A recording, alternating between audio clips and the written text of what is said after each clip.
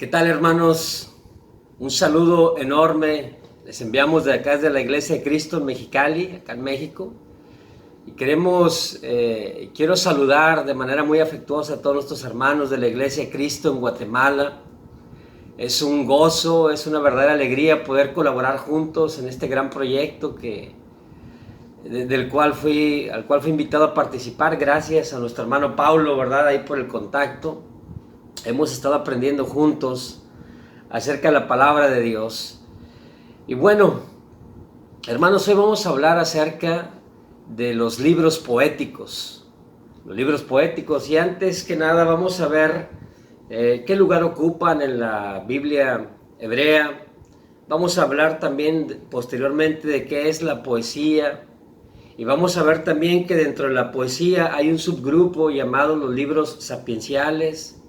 Vamos a ver también qué son los libros sapienciales, cuáles son, y vamos a tocar un poquito acerca de cada libro, que son Job, Proverbios y Eclesiastés. Vamos a ver también qué teología viene, o podemos encontrar un poco de teología ahí también en esos libros. Y pues finalmente hablaremos también de lo que es la baja sabiduría y la alta sabiduría. Y el deseo de nuestro corazón es que esto pueda ser como una pequeña semilla que te invite a estudiar de manera pues más profunda los libros sapienciales o libros poéticos. Entonces, si arrancamos de lleno, la división actual del Antiguo Testamento pone a los libros poéticos en la tercera sección. En la primera sección tenemos lo que se conoce como la Torá, o la ley, o el Pentateuco, penta de 5, los primeros 5 libros.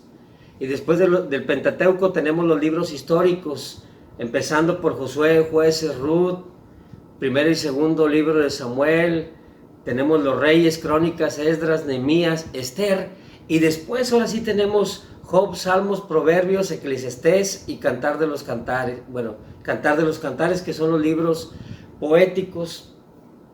La comunidad judía reconoció la tercera sección de la Biblia hebrea, los libros poéticos, con respeto litúrgico y con autoridad religiosa entre los años 300 y 100 antes de Cristo. ¿A qué nos referimos con esto? Bueno, pues a que ya empezó a formar parte del culto, ¿verdad? Parte regular, ya comenzaron a usarse esos libros. Eso les da más respeto, mientras van circulando se van usando más. No solo ellos, sino que también eso les va confiriendo mayor autoridad. Eso fue entre los años 300 y los años 100 y 100 antes de Cristo. Entonces, si vamos a hablar de los libros poéticos, pues vayamos de lleno definiendo qué es la poesía. Vamos a hacerlo en la Real Academia Española. Dice que la poesía es la manifestación de la belleza o del sentimiento estético por medio de la palabra, ya sea en verso o en prosa. Básicamente usamos la palabra. Y dice que y así manifestamos la belleza o el sentimiento estético por medio de la misma. Ahora bien, en la poesía hay ciertas características de los libros poéticos. Hay mucha evidencia de emociones humanas, para empezar. Escuchamos el optimismo, la duda, el temor, la alegría, el gozo profundo, la valentía, la depresión, la euforia, la duda, la reflexión. Vemos a los hombres cuando escriben. Por eso es que nos gusta tanto el libro de los Salmos. Nos identificamos con el bendito salmista. Cuando podemos leer a Job, las aflicciones, los sufrimientos, los dolores, las angustias de Job son las nuestras también. Cuando el predicador en Eclesiastés está teniendo preguntas profundas acerca de la vida, del propósito, del por qué estamos aquí, cuando está valorando cuáles son las cosas verdaderamente importantes, eso somos nosotros también. Por eso los libros poéticos nos atraen muchísimo porque nos identifican con los autores. Ahora bien, también en estos, otra característica de los libros poéticos es que hay pocas alusiones a eventos históricos, con excepción de los salmos, ¿verdad? Casi todo hay mucha narrativa, obviamente mucha poesía. Ahora bien, vamos a ver un comentario de Samuel Pagán acerca de los libros poéticos. Dice: la poesía constituye un género primario de comunicación bíblica, pues entre otros factores facilita la memorización y la asimilación de las enseñanzas en una sociedad no literaria, en la cual la memoria jugaba un papel protagónico en las dinámicas sociales y los procesos educativos, llegando a un punto de esplendor que ha facilitado no solo los procesos educativos, sino que ha contribuido significativamente a poner en evidencia las grandes virtudes éticas y morales del mensaje escritural. En otras palabras, como dice Samuel Pagán, la meta de los libros poéticos no es solo facilitar el aprendizaje, facilitar la memorización y que la persona que es expuesta a estos libros, ya sea de manera verbal o leyéndoles, no es solo que pueda quedar, que pueda retener ese aprendizaje, que eso es bueno. Y trayéndonos un poco más, no solo fascinarle con el bello lenguaje, ¿verdad? De los libros poéticos, de que, wow, mira qué estilo, mira qué literatura, porque definitivamente es una literatura muy apreciada. Pero el punto y la meta de los libros poéticos es provocar un cambio radical en la vida de quien entra en contacto con ella. Sí que memorizamos, sí que aprendemos, sí que quedamos cautivados, pero finalmente tienen un propósito y tienen una meta. Que tú y yo seamos convertidos y transformados a la imagen preciosa de nuestro Señor Jesús. Ahora bien, habiendo hablado algo acerca de la poesía, hablaremos de un subgrupo que ahí se encuentra. ¿Cuál es ese subgrupo? Dijimos los libros poéticos: Job, Salmos, Proverbios, Eclesiastés y Cantar de los Cantares. Pero vamos a reducir el grupo a un grupo que se llama libros sapienciales, que son Job, decíamos ahorita, es Proverbios y es Eclesiastés. Ahora bien, libros sapienciales. ¿Qué significa la palabra sapiencial? Sapiencial significa perteneciente o relativo a la sabiduría. Perteneciente o relativo a la sabiduría. Quiero que hagamos, en cuanto a la sabiduría, un acercamiento y una apreciación, incluso en el cómo tomamos un libro poético en relación a un libro profético. Vamos a hacer una diferenciación para poder ayudarnos a entender un poquito más la naturaleza del libro poético. Libros poéticos y proféticos, una diferenciación. En el libro poético, el poeta está preguntando, tiene dudas, tiene de alguna manera está pensando. El poeta siente, piensa, reflexiona, se pregunta, decide, se duele, se alegra también. Pero en el libro profético, cuando el poético tiene dudas y preguntas acerca de la vida, de los propósitos de la misma, acerca de su relación con Dios, el profético es contundente y es claro y no está con medias tintas. Él tiene una declaración, tiene una frase que es categórica. ¿Cuál es? Así ha dicho el Señor. Así ha dicho Jehová. Es una enorme diferencia entre aquel que se hace la pregunta, ¿cómo tratar la vida bajo la autoridad de la ley de Dios? Se está preguntando. El profético dice categóricamente, así ha dicho Jehová. En el poético, el hombre es el que habla otra vez, es el que piensa, es el que dialoga, es el que tiene sus monólogos también. Pero el profético, Dios es quien habla, porque así ha dicho Jehová. En el poético encontramos el yo pensando, yo hablando, yo sintiendo, yo dialogando, yo interactuando, las dinámicas del hombre.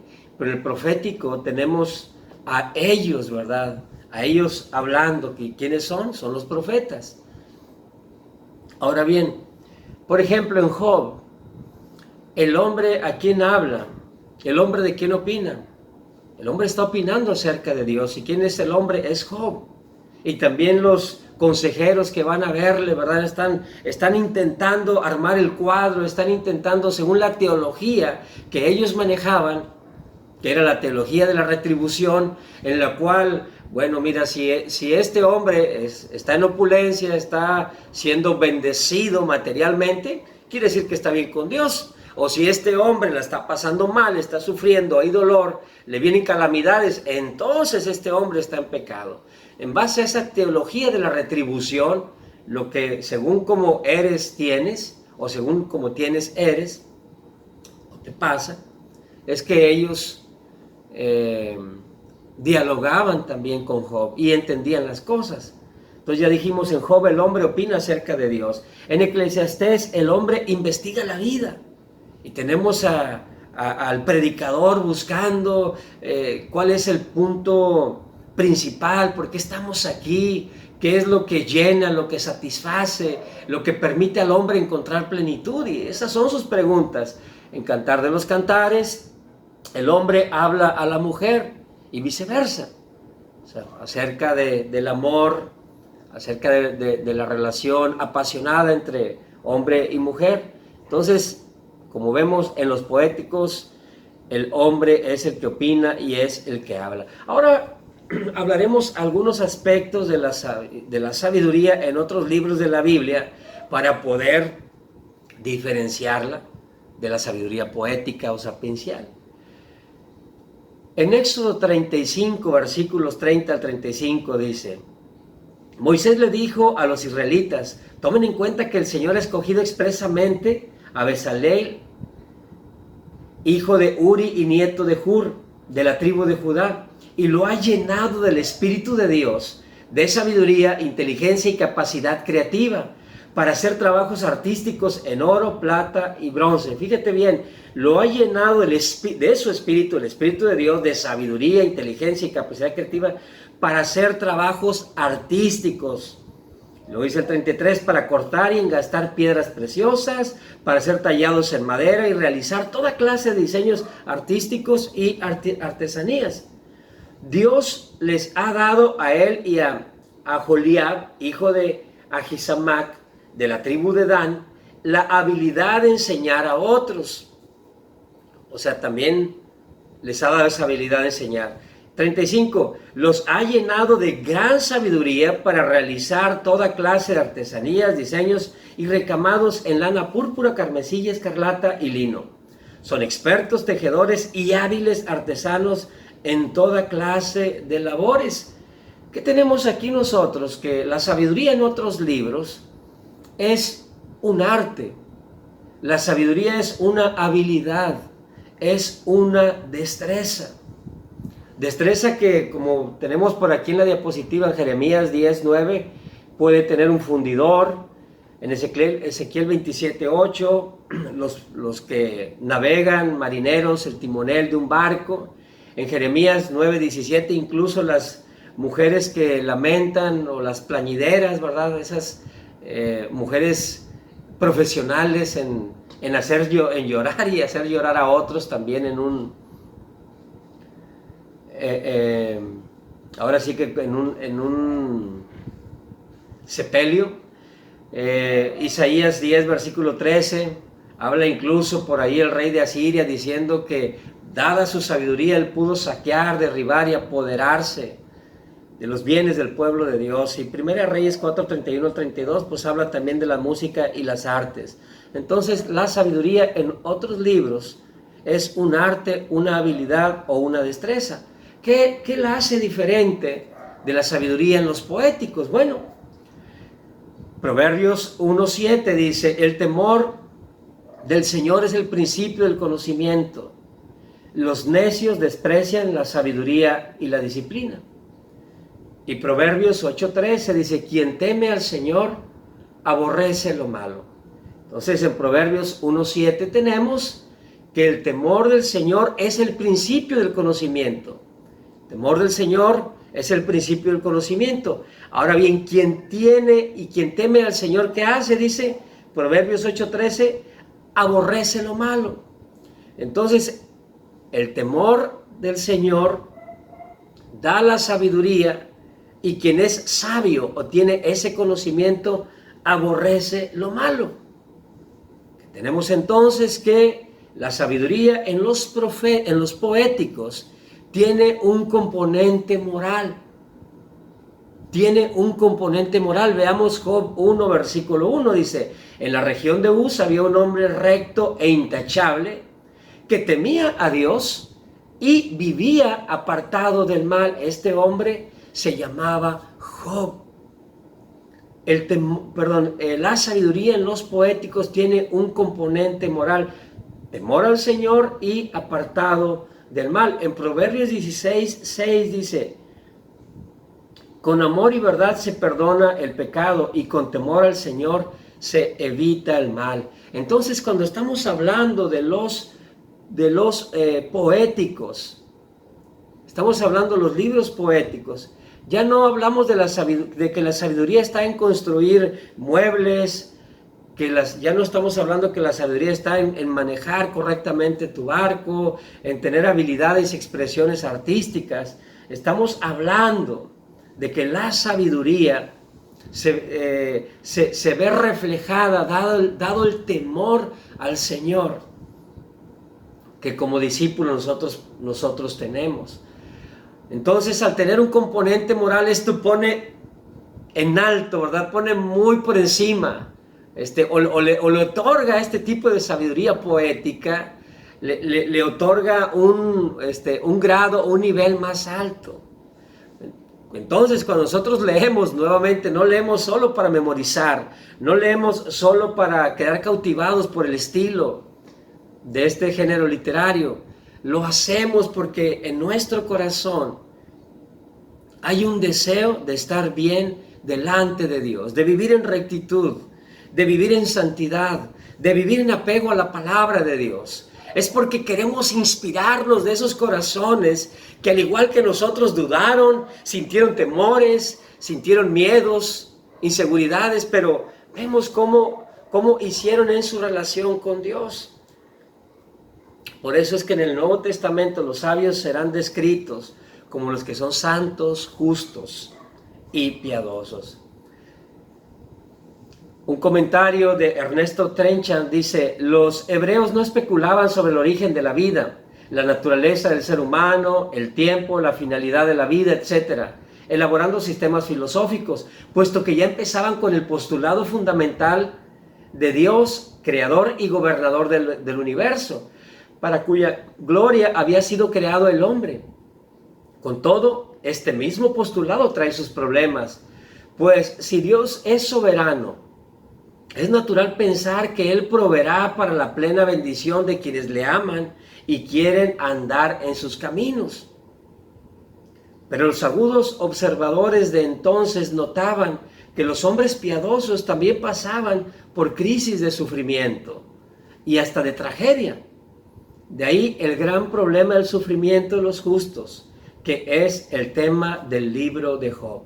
Ahora vamos a pasar al enfoque de los libros sapienciales, al enfoque de Job, cómo enfoca la sabiduría, cómo Proverbios enfoca la sabiduría y cómo Eclesiastés enfocan la sabiduría.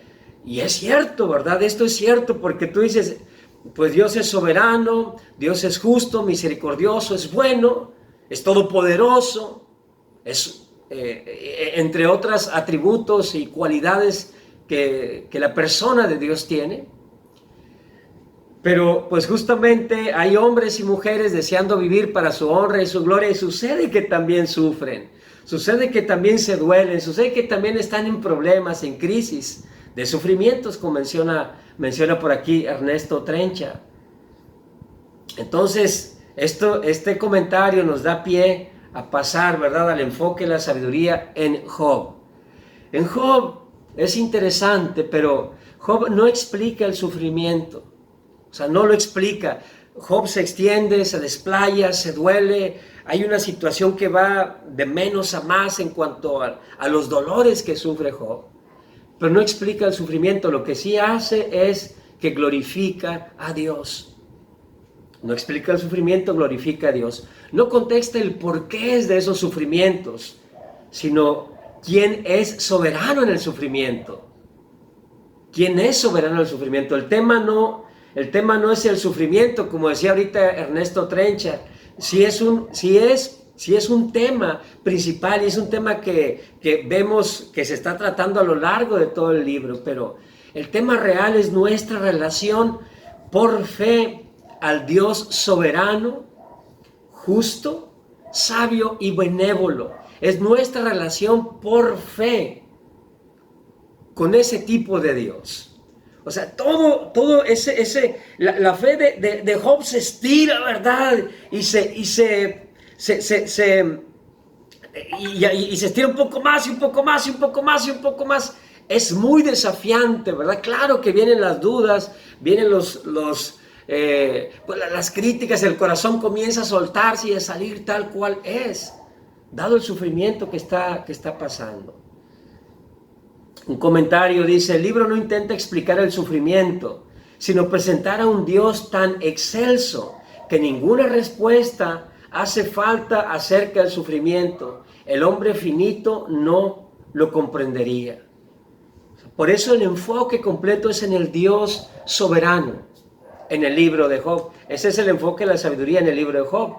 Ahora bien, esa es la sabiduría correcta.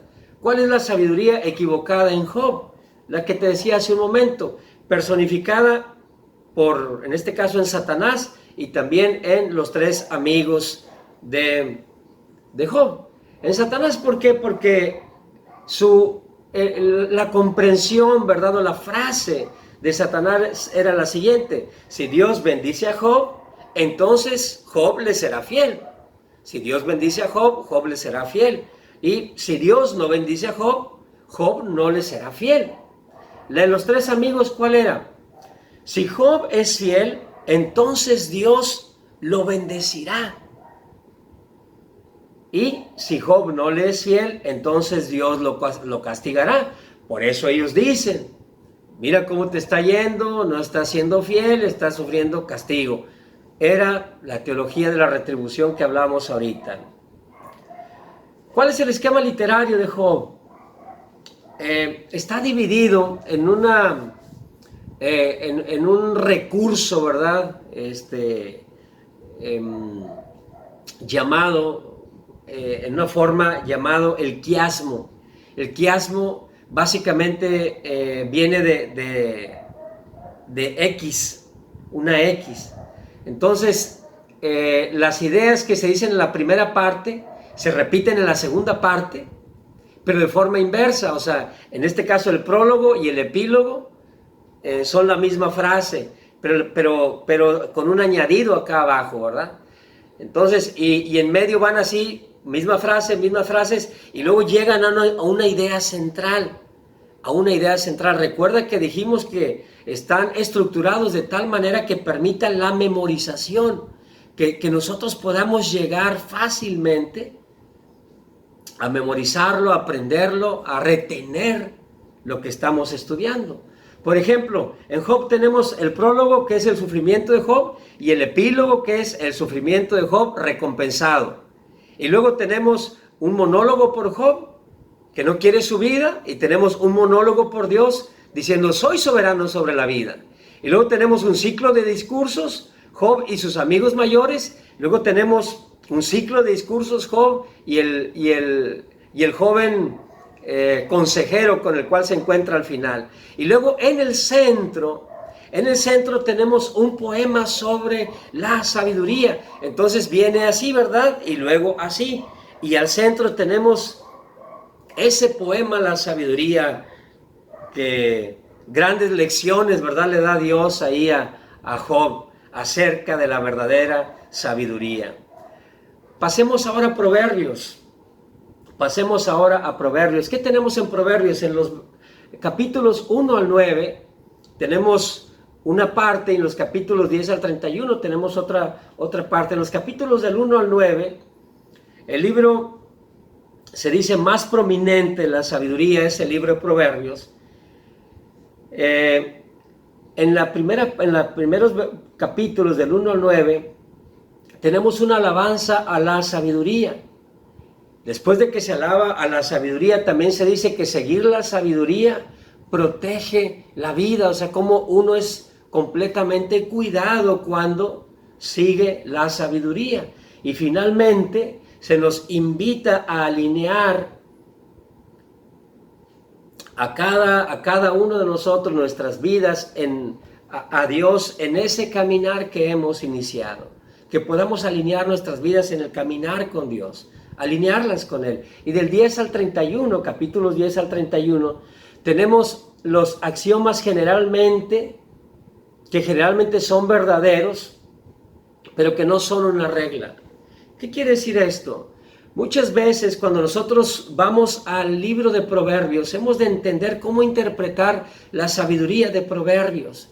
Dijimos aquí, tenemos axiomas que generalmente son verdaderos, pero no siempre.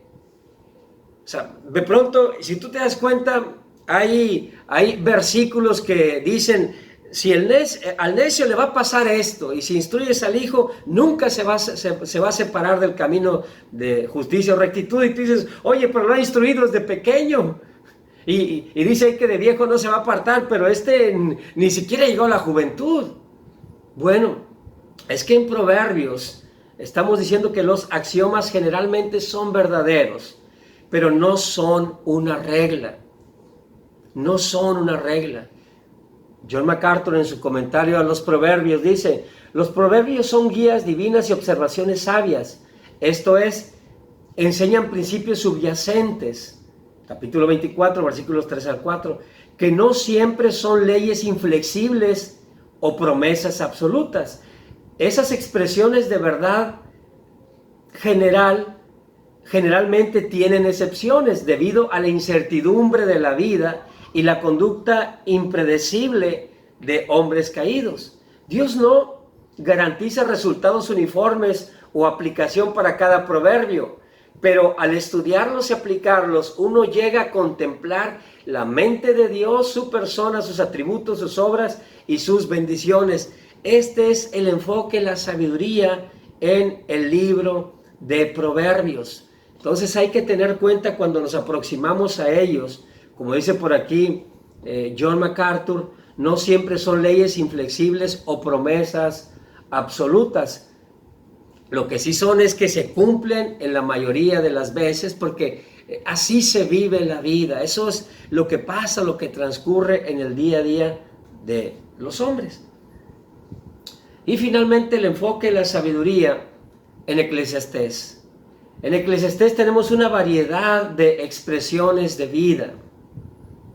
O sea, tenemos a un hombre a Salomón diciendo, mira, me dis estos permisos, viví de estas formas, viví de estas maneras, tuve estos lujos, estos excesos, o sea, lo probé absolutamente todo y me doy cuenta de que no vale la pena vivir para mí mismo, sino que hay que mi decisión final es vivir para Dios de una manera fiel. Vivir para Dios de una manera fiel. En Eclesiastés, Dios en Eclesiastés tiene 5 aspectos que son de creador, soberano, inescrutable, o sea, insondable, juez y temible. Y en todos esos, en esos aspectos tenemos, por ejemplo, en Eclesiastés del capítulo 7, versículos 15 al 22, tenemos que, aunque la vida es incierta, vive sabiamente. 7:23 al 8:8, aunque la sabiduría es evasiva, vive sabiamente. En el 8, del 9 al 13, aunque los malos a veces prosperan, teme a Dios y sírvele. En el 8, 14 al 17, aunque hay injusticia, disfruta de los dones de Dios. En el 7, del 15,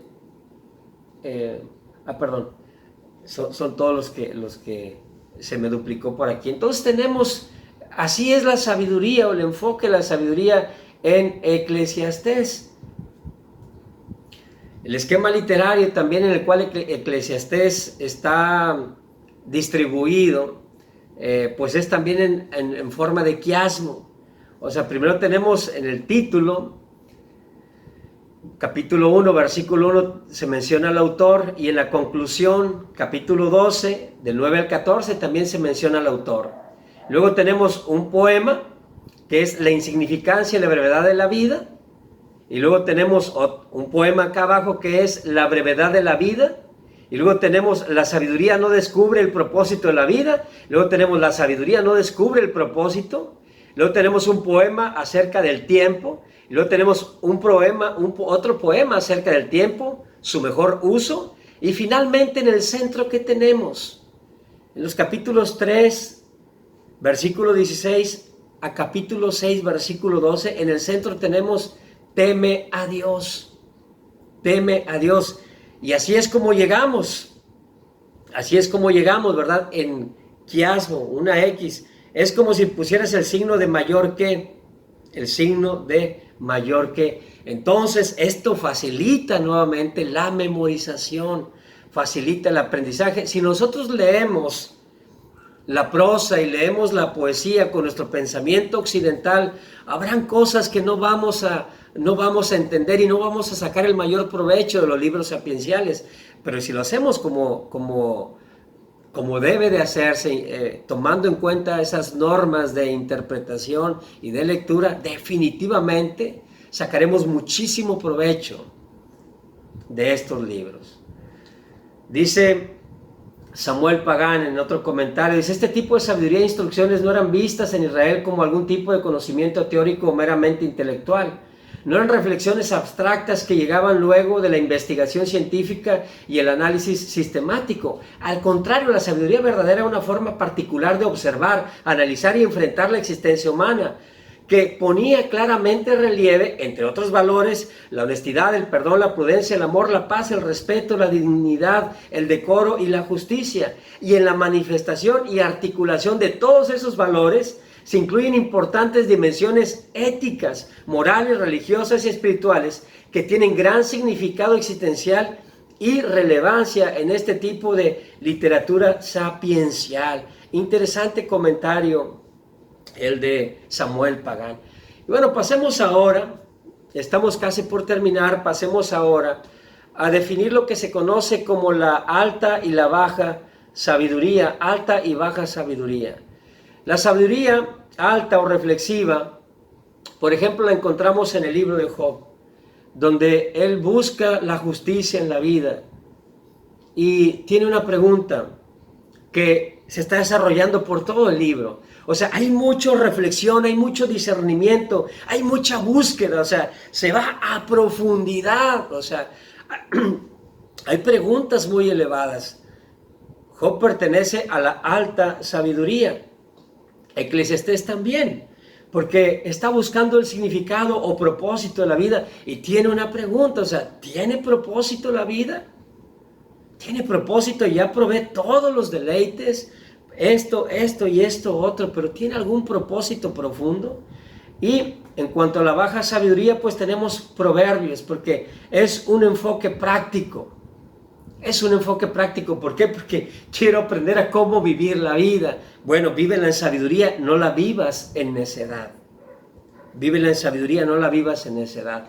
En el libro de Proverbios, la relación del hombre con Dios se ve ilustrada en la relación de un padre con un hijo, que le está enseñando la inteligencia, atesorar la sabiduría, el discernimiento, la justicia, el amor. Cuatro géneros principales encontramos en los libros sapienciales. ¿Cuáles son estos? Es el de Proverbios, Es un género, ¿verdad? Porque expresan una verdad de una manera memorable o elevada, en forma corta o resumida. Por eso es que nosotros como mexicanos tenemos dichos como cada cabeza es un mundo. Es corta, es sencilla, pero básicamente dice, cada persona piensa de manera distinta. Rápida, memorable y corta, ¿no? Elevada. El que con lobos anda, aullar se enseña. Pasa y sucede, sí. Definitivamente, si alguien comienza amistades que no son muy buenas, pues rápidamente su influencia va a ser notoria o evidente en su persona. También tenemos el enigma o misterio, como lo hizo Sansón en Jueces 14, versículo 14, donde del que come salió comida y del fuerte salió dulzura.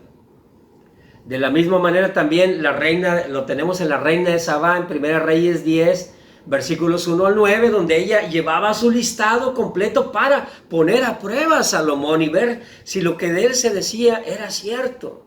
Entonces, imagínate, lo puso a prueba y Salomón dijo, échale, ponme otro de la lista. ¿Alguien más tiene preguntas aquí para responder? Y ella quedó completamente impresionada. Otro género es el del ensayo o la composición, como tenemos en Proverbios 3 del 27 al 35, y uno más es el del canto, un canto similar a lo que encontramos en Cantares, que aunque no es un libro sapiencial, se utiliza este género, ¿verdad? Usa una de las formas de la literatura sapiencial, que es el canto. También en los libros poéticos encontramos teología. También encontramos teología y no hemos de pensar que, bueno, pocas cosas se dicen de Dios, ¿no? De Dios se dice que es un Dios creador en Job 28, versículo 23. ¿Qué más se dice? Que Dios es la fuente de la sabiduría en Proverbios 2, versículo 6. Y que Dios es un Dios temible en Job 28, versículo 28. Aparte de ello, también, ¿qué más encontramos? Encontramos antropología, o sea, el estudio del hombre, o lo relacionado al hombre en este estudio, y también encontramos inmortalidad. En la antropología encontramos individualismo y encontramos universalidad. En el individualismo, ¿qué encontramos? Pues que es personal en su origen, o sea, es el hombre el que está hablando y pues también es el hombre el que está escuchando. O sea, son los diálogos, la comunicación, las dinámicas que tienen por ahí entre el hombre. Y universalidad o universalismo, pues por el hecho de que los dichos, los pensamientos, las ideas que por ahí se tienen, pues son entendidas, ¿verdad? Pues por la mayoría de nosotros, expresa verdades que la mayoría de nosotros pudiera observar. Y también dijimos ahorita, en la teología de los poéticos también encontramos inmortalidad, o el tema de la resurrección en Job 19, versículos 25 al 27, encontramos, ¿verdad? Voy a leer esta parte de Job aquí para casi terminar. Dice Job 19, 25, yo sé que mi Redentor vive. ¿Quién está hablando? Está Job, lo dice, y que al final triunfará sobre la muerte. ¿Quién triunfó sobre la muerte, verdad? Jesús. Y cuando mi piel haya sido destruida, todavía veré a Dios con mis propios ojos. En otras palabras, voy a resucitar. Yo mismo espero verlo. Espero ser yo quien lo vea y no otro. Al que al final triunfará sobre la muerte. Este anhelo me consume las entrañas. Entonces, interesante que también podemos encontrarlo. En los Salmos encontramos mucho de esto, ¿verdad? Muchas referencias a nuestro Señor Jesús. Y pues bien, para terminar, hermanos de nuestra amada iglesia en Guatemala, dice Proverbios 9, versículo 10, el comienzo de la sabiduría es el temor del Señor. Conocer al Santo es tener discernimiento.